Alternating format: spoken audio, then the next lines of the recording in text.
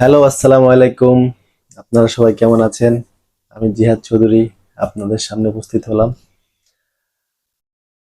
আম, আমাকে পরিচয় করে দিচ্ছি। আমি একজন ছোটখাটো রাইটার। আমি অনেক কিছু লিখি, গল্প, উপন্যাস, স্ক্রিপ্ট, বিভিন্ন শর্ট ফিল্মের অ্যান্ড মাঝে মধ্যে ডিরেকশন করি। তো অ্যাক্টিং অনেক শখ ছিল, তো মাঝে মধ্যে ওটাও করি। তো অন স্ক্রিনে তেমন আসা হয় নাই, তো ভাবলাম এবার সবার সামনে আসি। আমি হাজির হয়েছি জীবনের কিছু গল্প নিয়ে, মানুষের কিছু রিয়েল স্টোরি নিয়ে। সেটা আপনার আমার সবার সাথে মিলেও যেতে পারে। তো শুরু করছি প্রথম পর্বে। যেহেতু আমার এটা প্রথম ভিডিও আমার চ্যানেলে, এর আগে আমি কখনো অন স্ক্রিনে এভাবে আসিনি। জীবনের গল্পে প্রথম পার্ট শুরু হয় মাকে দিয়ে, মা বাবাকে দিয়ে, ফ্যামিলিকে দিয়ে। যখন পৃথিবীতে আসা হয় না, মা বাবার মাধ্যমেই এবং আল্লাহ পাকের মেহেরবানিতে, আল্লাহ পাক সৃষ্টি করে রেখেছে আমাদেরকে আগে থেকেই।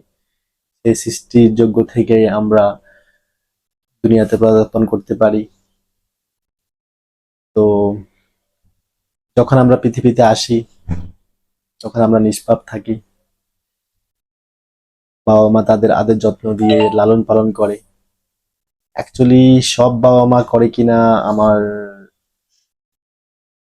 সন্দেহ। সন্দেহ বলতে অ্যাকচুয়ালি আমরা আশেপাশে সবকিছু তো দেখতেছি। আহ কয়জনের বাবা মা তাদের সন্তানকে লালন পালন করে, কয়জনের বাবা মা করে না। অনেকেই সোনার চামচ নিয়ে জন্মগ্রহণ করে, অনেকেই ব্যাড লাক থাকে। আসলে এটা ভাবে মানুষে। আমি মনে করি যে কেউ সোনার চামচ নিয়ে জন্মগ্রহণ করেছে তার গুড লাক, আর কেউ মানে গরিব ঘরে জন্মগ্রহণ করেছে তার ব্যাড লাক। আমি এই জিনিসটাতে মানে একমত নই। কারণ আল্লাহই ভালো জানে কোনটা গুড লাক কোনটা ব্যাড লাক। আল্লাহ মানুষকে ওভাবে পৃথিবীতে পাঠিয়েছে, তাই না? কিন্তু মানুষের ধারণা ওটাই থাকে আর কি। আমি দেখেছি সোনার চামচ নিয়ে জন্মগ্রহণ করা ছেলে মেয়ে তার মা বাবাকে কিছু দিতে পারে না, এবং যারা গরিব ঘরে জন্মগ্রহণ করেছে তারা অনেক কিছু দিতে পারে। তো সেখানে ব্যাড লাক গুড লাকের পার্থক্যটা বুঝতে পারছেন, কোথায় ব্যাড লাক আর কোথায় গুড লাক। সেটা তার ফ্যামিলির জন্য, তার নিজের জন্য।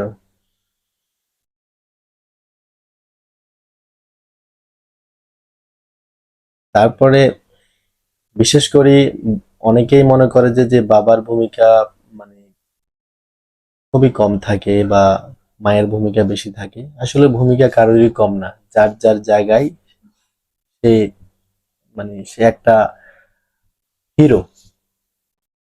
মাও তার জায়গায় একটা পার্ট নিয়ে আছে, বাবা তার জায়গায় একটা পার্ট নিয়ে আছে, ভাই বোন তার জায়গায় একটা পার্ট নিয়ে আছে, সবাই সবার জায়গায় হিরো।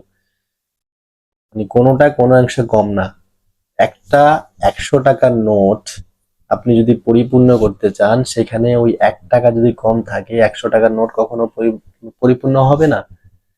ওই 1 টাকারই মূল্যটাই বেশি। এখন আপনি 99 টাকা দিয়ে কি করবেন যদি 1 টাকা না পান?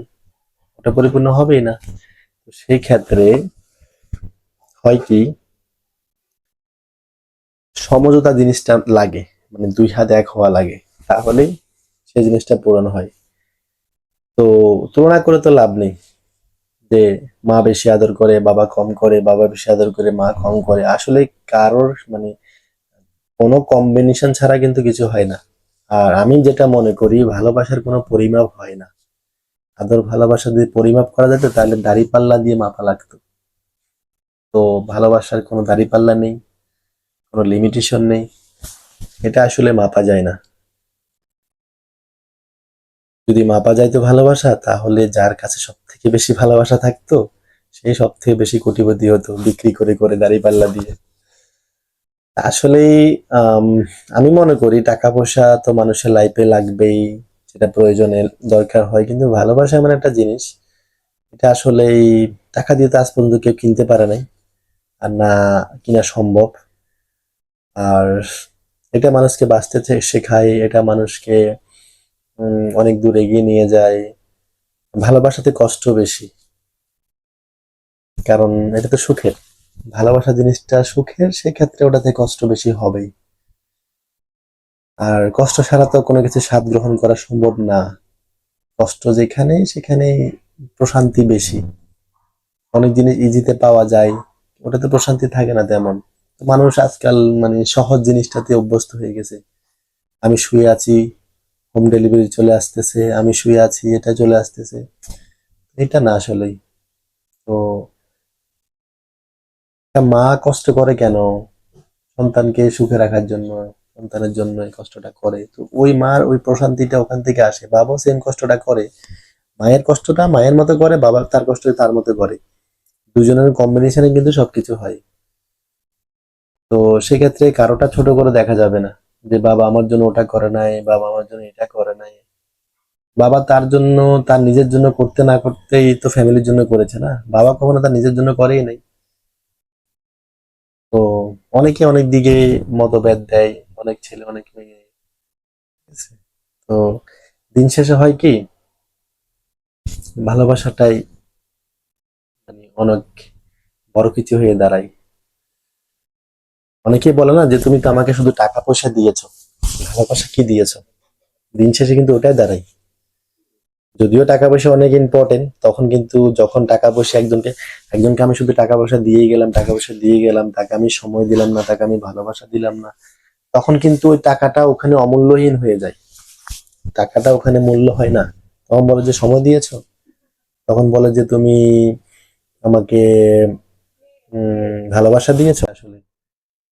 তো ঠিক এমনি, ঠিক ওই সব ওইটাই মা বাপ, যেটা বললাম, মা বাবার ক্ষেত্রেও জিনিসটাই হয়। সন্তান মা বাবাকে টাইম দিতে হবে। আমি দেখেছি অনেক সন্তান মা বাবাকে প্রতিদিন ফোন করে না। প্রতিদিন কেন, মাসে একবার ফোন করে না, 15 দিন একবার ফোন করে না। সমস্যা থাকলে 2-3 দিন ফোন না করা সেটা আলাদা বিষয়। কিন্তু আমি মোস্টলি দেখেছি যে যখন ছেলে দূরে যায়, ইয়া হয়ে যায়, তখন মা মা বাবাকে ফোন দেয় না। ঠিক আছে, বাবাকে ফোন এমনিতে কম দেয়া হয়। সবাই বাবাকে ফোন কম দেয়, আমি দেখেছি এটা। আমার ক্ষেত্রেও হয় জিনিসটা এরকম। কিন্তু তারপরও এমন না যে আমি নিজে অনেক কিছু অন্যকে কয়ে জ্ঞান দিচ্ছি, সেটা না। আমারও অনেক দুর্গুণ আছে, আমার অনেক কিছু আছে। তো সবকিছু মিলেই আমি, সবকিছু মিলেই অন্য অন্য কেউ। তো কাউকে কিছু বলার আগে তো নিজের সবকিছু চিন্তা ভাবনা করতে হয়। অনেকেই বলবে যে ভাই আপনি তো, আপনি নিজেরটা দেখেন, অন্যকে জ্ঞান দিয়ে লাভ কি? আসলে জ্ঞান তো না, কথা এমন একটা জিনিস যেটা আসলে ওই কথাটা নিয়ে কিছু একটা মানুষ তার ভবিষ্যৎ গড়ে, কারো একটা মানে মোটিভ নিয়ে, কারো একটা যুক্তি নিয়ে সে যুক্তিবাদী হয়। তো কথার মাধ্যমে সবকিছু হয় পৃথিবীতে। কেউ যদি কাউকে না বুঝাতো তাহলে মানুষ বুঝতো না। তো সবকিছুর জন্য ব্যাকআপের প্রয়োজন হয়।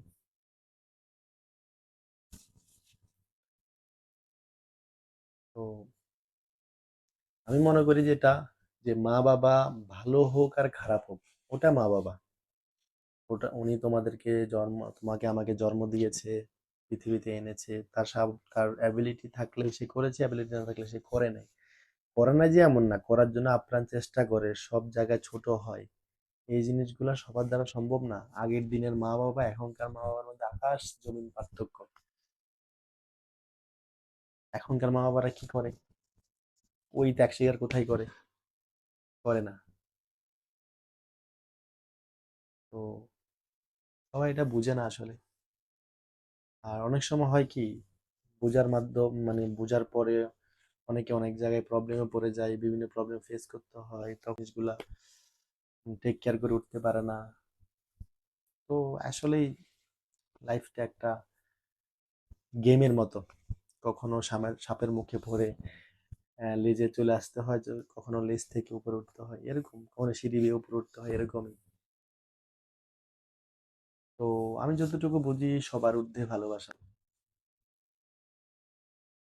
ভালোবাসা এমন একটা জিনিস, কি বলবো, এটার কোনো অর্থ, কমেন্টস, এর কোনো পরিসীমা আমার কাছে জানা নেই।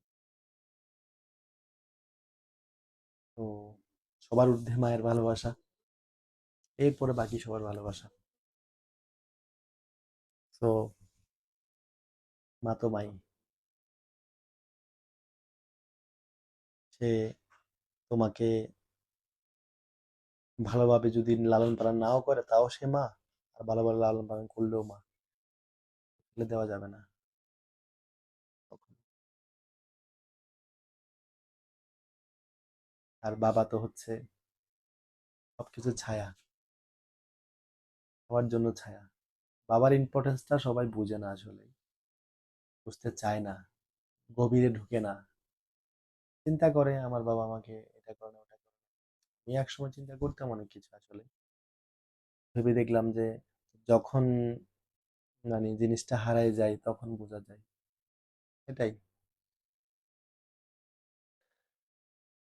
তো পৃথিবীতে মা বাবা হচ্ছে একটা মাস্টার কি আসলে। উইদাউট মাস্টার কি, অল কি অ্যান্ড লক, নাথিং। তো মাস্টার কি লাগবেই। মাস্টার কি যখন হারায় যাবে তখন বাকি কিছুর গুরুত্ব থাকবে না। তো বাবা মাই মাস্টার কি, বাবা মাই সবকিছু। বাবা মাই কোনো স্বার্থ ছাড়াই ছেলেদের মেয়েদেরকে বুকে টেনে নেয়।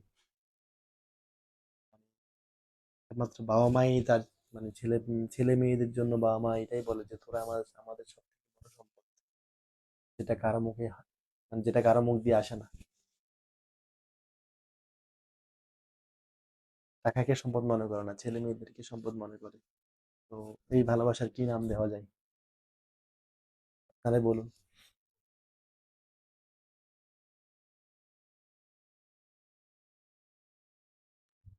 তো সবাই ভালো থাকবেন। অনেক কথা হলো। আপনারা কেউ যদি কোনো মানে ভালোবাসা তো অনেক প্রকারের আছে, অনেককে নিয়ে বলা হয়। কারো কোনো যদি স্টোরি থাকে আমার সাথে শেয়ার করতে পারেন, অন স্ক্রিনে নিয়ে আসবো। সবাই সাপোর্ট করবেন, ভালো থাকবেন, আমার চ্যানেলটা সাবস্ক্রাইব করবেন, আমার পাশে থাকবেন। আসসালামু আলাইকুম।